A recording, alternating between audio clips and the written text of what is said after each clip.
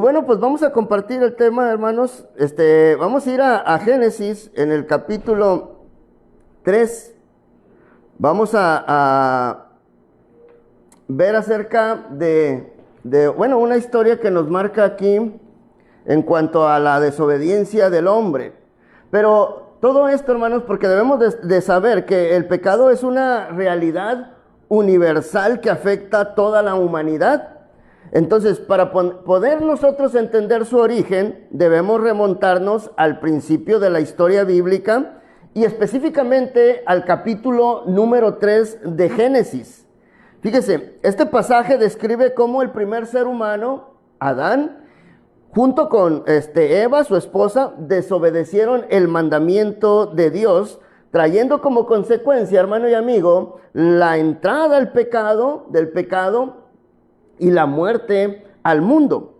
Así que vamos a entrar a este capítulo 3 con los primeros versículos para poder entender esta realidad del pecado.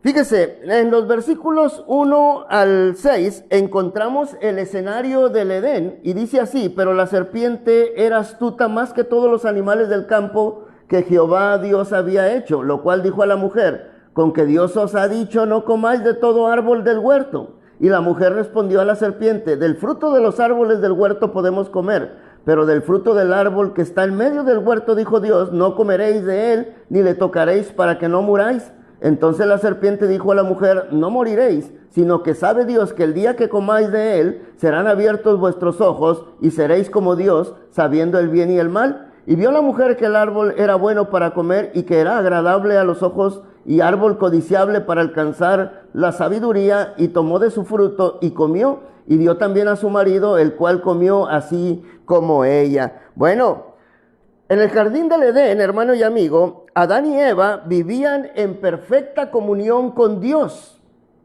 Dios les había dado la libertad, pero también una instrucción muy clara: de todo árbol del huerto podrás comer, mas del árbol de la ciencia del bien y del mal no comerás. Esto se los dijo en el capítulo 2, versículos 16 y 17.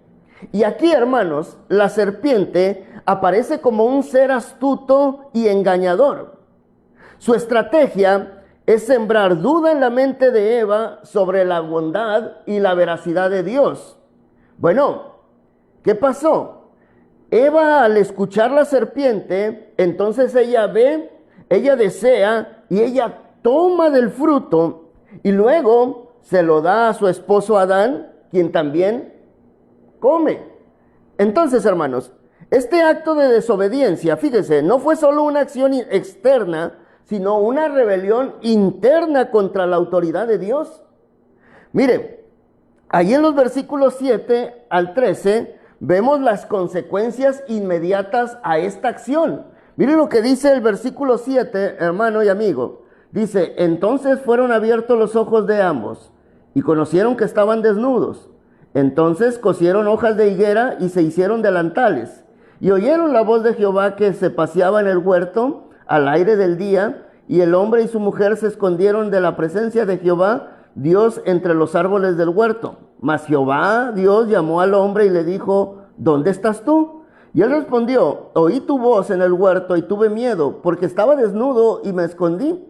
Y Dios le dijo: ¿quién te enseñó que estabas desnudo? ¿Has comido del árbol que yo te mandé que no comieses? Y el hombre respondió: la mujer que me diste por compañera me dio del árbol y yo comí. Entonces Jehová Dios dijo a la mujer: ¿qué es lo que has hecho? Y dijo la mujer: la serpiente me engañó y comí. Bueno, después de comer del fruto, Adán y Eva experimentaron tres cosas, hermano. ¿Cuáles fueron estas cosas? Vergüenza, miedo y culpa y justificación. Mire, vergüenza, porque en el versículo 7 dice: entonces fueron abiertos los ojos de ambos y conocieron que estaban desnudos. Ahí en el versículo 7. Ahí está lo que ellos experimentaron. Primero, vergüenza. Y luego, hermanos, miedo, porque dice en el versículo 10: y él respondió: oí tu voz en el huerto y tuve miedo, porque estaba desnudo y me escondí. Bueno, ahí está el miedo. Oí tu voz en el huerto y tuve miedo. La tercera cosa que experimentaron fue esta, hermanos: culpa y justificación. Adán culpa a Eva y a Dios. Les dice, la mujer que me diste. ¿Se fijan? Y Eva culpa a la serpiente. Entonces, el pecado rompe esa relación con Dios y distorsiona las relaciones humanas. Mire lo que nos narra el versículo 14 al 19, donde vemos el juicio de Dios. Dice, y Jehová Dios dijo a la serpiente, por cuanto esto hiciste, maldita serás entre todas las bestias y entre todos los animales del campo. Sobre tu pecho andarás y polvo comerás todos los días de tu vida. Y pondré enemistad entre ti y la mujer, y entre tu simiente y la simiente suya. Esta te herirá en la cabeza y tú le herirás en el calcañar. A la mujer dijo, multiplicaré en gran manera los dolores en tus preñeces. Con dolor darás a luz los hijos, y tu deseo será para tu marido, y él se enseñoreará de ti. Y al hombre dijo, por cuanto obedeciste a la voz de tu mujer, y comiste del árbol de que te mandé diciendo, no comerás de él, maldita será la tierra por tu causa, con dolor comerás de ella todos los días de tu vida, espinos y cardos te producirá, y comerás plantas del campo. Con el sudor de tu rostro comerás el pan hasta que vuelvas a la tierra, porque de ella fuiste tomado, pues polvo eres, y al polvo volverás. Y llamó a Adán el nombre de su mujer Eva, por cuanto ella era madre de todos los vivientes. Y Jehová Dios hizo al hombre y a su mujer túnicas de pieles, y los vistió. Y dijo Jehová Dios, he aquí el hombre es como uno de nosotros, sabiendo el bien y el mal. Ahora pues, que no alargue su mano y tome también del árbol de la vida, y coma, y viva para siempre. Y lo sacó Jehová del huerto de Edén, para que labrase la tierra de que fue tomado. Bueno, el versículo 14 al 19 vemos el juicio de Dios. Dios pronuncia un juicio sobre los tres involucrados. Primero, la serpiente, hermanos. Le dijo, serás maldita y te arrastrarás. Y además, hermano y amigo, se profetiza la enemistad entre su descendencia y la de la mujer. Porque en el versículo 15, mire, un texto muy interesante, muy importante que dice, y pondré enemistad entre ti y la mujer, entre tu simiente y la simiente suya. Esta te herirá en la cabeza y tú le herirás en el calcañar. ¿Se fija? Bueno, aquí está el juicio sobre la serpiente.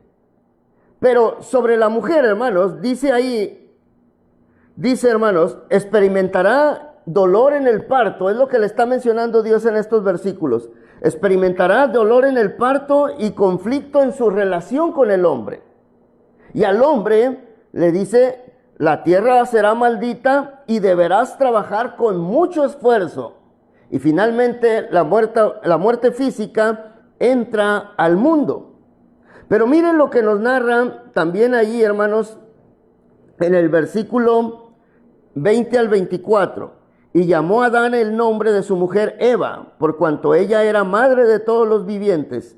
Y Jehová Dios hizo al hombre y a su mujer túnicas de pieles y los vistió. Y dijo Jehová Dios, he aquí el hombre es como uno de nosotros, sabiendo el bien y el mal. Ahora pues, que no alargue su mano y toma también del árbol de la vida y coma y viva para siempre. Y lo sacó Jehová del huerto de Edén para que labrase la tierra de que fue tomado. Echó pues fuera al hombre y puso al oriente del huerto de Edén querubines y una espada encendida que se revolvía por todos lados para guardar el camino del árbol de la vida. Bueno, aquí vemos la gracia de Dios en medio del juicio, hermanos. Aunque hay juicio, bueno, también hay misericordia de parte de Dios. Dice la Escritura, bueno, nos enseña que Dios vistió a Adán y Eva con pieles, versículo 21. Un acto que implica el primer sacrificio por el pecado. Esta pareja son expulsados del Edén para que no coman del árbol de la vida y vivan eternamente en ese estado caído en el que se encontraban. Bueno, hermanos, en el capítulo 3 de Génesis muestra que el pecado no es solo una infracción, sino una ruptura, hermanos, en la relación entre Dios y la humanidad. Y aquí, hermanos, la gente debe de estar consciente de la gravedad del pecado. Debe de estar consciente de la gravedad del pecado. Por eso, mis hermanos, estamos viendo el tema, el origen del pecado. Pero aquí le voy a hacer una pregunta que yo sé que ha escuchado acerca del pecado original. Lo ha escuchado, ¿verdad? ¿Será cierto esto? Este punto es importante, hermanos, que debemos dejar muy claro, porque la Biblia habla de toda clase de pecados. ¿Como cuáles? De hecho, de palabra, de pensamiento y de desobedecer y de no hacer la voluntad de Dios. Y más, hermanos. Pero esto es lo que encontramos en la Biblia, que nos habla de toda clase de pecado. Pero de pecado original, ¿qué texto habla de tal pecado? Bueno, Génesis capítulo 3, versículos 16 al 19, describe las consecuencias del pecado de Adán y de Eva, pero no hay la más mínima referencia a un pecado original que sería heredado por los descendientes de Adán. Eso no lo encontramos. Tal concepto contradice todo lo que la Biblia enseña sobre el tema del pecado. Y mire, déjeme mencionarle en estos minutos acerca de esta doctrina para que tenga en mente lo que ellos mencionan, lo que ellos enseñan. Se enseña que cuando Adán pecó, sus descendientes pecaron. Y este pecado se llama pecado original. Según esta falsa doctrina, todos nacen con naturaleza corrupta. Bueno, eso es lo que enseñan, hermano. Pero según esto, el hombre nace pecador. Peca porque es pecador y es humano pecar. Eso es lo que dicen. Y de esta manera se disminuye y aún se quita la culpa, porque la doctrina enseña en efecto que el hombre peca porque tiene que pecar. Pero Satanás quiere que la gente diga: pecamos todo el tiempo y no podemos evitarlo. Eso es lo que deja sembrado Satanás en nuestro corazón, en el corazón de las personas. Esa es doctrina de Satanás, como nos enseña 1 Timoteo 4:1. ¿Para qué? Para engañar al hombre con respecto al pecado. Acuérdense que Satanás tiene ministros, hermanos, como nos enseña el apóstol Pablo allá en 2 Corintios capítulo 11, versículo 15, y esto lo tenemos que tener bien presente porque Satanás tiene ministros. Miren, en 2 Corintios 11, versículo 15, dice así, así que no es extraño, también sus ministros se disfrazan como ministros de justicia, cuyo fin será conforme a sus obras. Ahí lo tiene, hermanos. Entonces, hay ministros que tiene Satanás que enseñan que los pecados del hombre son tan extensos y tan malos que la única explicación es que nacen corruptos. Esa es su enseñanza. Hablan de la violencia de las pasiones y la fuerte inclinación hacia lo malo y concluyen que el hombre nace corrupto, desprovisto de la vida divina y por lo tanto enemigo de Dios. Pero también enseñan, hermanos, que el hombre pecador no puede cambiar. Citan Job 14:4 cuando dice: ¿quién hará limpio a lo inmundo? Nadie. Dice ahí en Job 14:4. Mencionan Jeremías 13:23 donde dice: ¿mudará el etíope su piel y el leopardo sus manchas? Así también, ¿podréis vosotros hacer bien estando habituados a hacer mal? Citan estos pasajes, hermanos. Pero el ejemplo principal que usan es el Salmo 51:5. He aquí, en maldad he sido formado y en pecado me concibió mi madre. Esto lo señalan mucho. Pero otro texto que usan mal también es Romanos capítulo 5, versículo 12 al 18. En el 12 cuando dice: por tanto, como el pecado entró en el mundo por un hombre y por el pecado la muerte, así la muerte pasó a todos los hombres. Y versículo 18, por la transgresión de uno vino la condenación a todos los hombres. Bueno, estos pasajes son los que utilizan ellos. Pero la refutación a esta doctrina, hermanos, a esta doctrina falsa, allá en Génesis capítulo 3, versículo 16 al 19 y versículo 24, explica las consecuencias del pecado de Adán y Eva y no hay la más mínima referencia a esta falsa doctrina. No menciona nada de lo que ellos enseñan. Mire, Dios formó o forma al bebé en el vientre de su madre. El Salmo 139, versículo 13 dice, tú me hiciste en el vientre de mi madre. En Zacarías 12:1 dice acerca de Jehová que forma el espíritu del hombre dentro de él. Zacarías 12:1. Hebreos 12:9 nos enseña que Él es el Padre de los espíritus. Y Hechos 17:29 nos enseña que somos linaje de Dios. Entonces la pregunta ¿es corrupto el bebé que es formado, su cuerpo y espíritu por Dios? Esta es una acusación muy fea, hermano y amigo. Génesis capítulo 6, versículo 5, habla de la perversidad del hombre, pero no dice que nacieron así. 6:5 dice, y vio Jehová que la maldad de los hombres era mucha en la tierra, y que todo designio de los pensamientos del corazón de ellos era de continuo solamente el mal. Pero el versículo 12, hermanos, y ahí dice, y miró Dios la tierra, y aquí que estaba corrompida, porque toda carne había corrompido su camino sobre la tierra. Se fija, había corrompido su camino. Pero el versículo 21 del capítulo 8, hermanos, nos dice más claramente, mire esto, Génesis 8:21, dice, y percibió Jehová olor grato, y dijo Jehová en su corazón, no volveré más a maldecir la tierra por causa del hombre, porque el intento del corazón del hombre es malo desde su juventud, ni volverá más a destruir todo ser viviente como he hecho. Pero ahí esa parte, hermanos, no volveré más a maldecir la tierra por causa del hombre, porque el intento del corazón del hombre es malo desde su juventud. No dice desde la niñez, hermanos. Aquí, hermanos, y en el versículo 12 del capítulo 6 de Génesis, dice que toda carne había corrompido su camino. El Salmo 51:5 no dice, he sido formado con maldad en mí. Este texto significa que David fue formado y nació en un mundo de maldad. Aquí emplea un lenguaje figurado, una hipérbole, que es una exageración para dar énfasis a lo enorme de sus pecados. Al decir, en maldad he sido formado y en pecado me concibió mi madre, él habla de la prevalencia del pecado en el mundo. Eso es lo que está mencionando. El pecado no se hereda, más bien se comete. Mire lo que es pecado. En 1 de Juan 3:4 nos enseña que el pecado es infracción de la ley.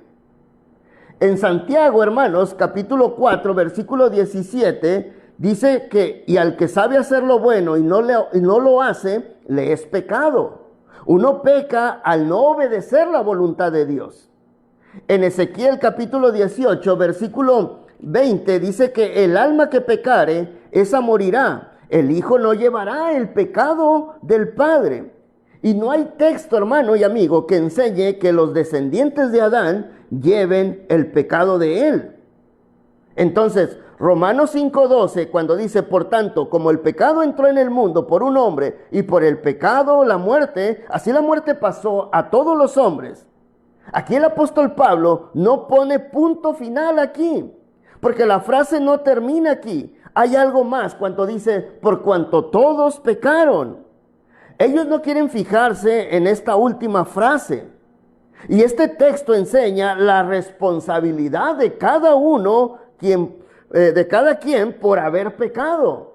Somos responsables de nuestros pecados porque nosotros los hacemos. O sea, hacemos pecado. Pecamos, vaya. Entonces, hermanos, Adán introdujo el pecado en el mundo. Pero entonces la muerte espiritual pasó a todos los hombres por cuanto todos pecaron. Adán introdujo el pecado en el mundo y todos sus descendientes, hermanos, voluntariamente lo han imitado. Fíjese, voluntariamente los descendientes de Adán lo han imitado. Romanos 3:23, por cuanto todos pecaron, han caído bajo condenación. Pero nadie ha sido condenado por causa del pecado de Adán. Nadie ha sido condenado incondicionalmente. Nadie nace pecador. Nadie nace con naturaleza corrupta. Tales enseñanzas es doctrina de Satanás.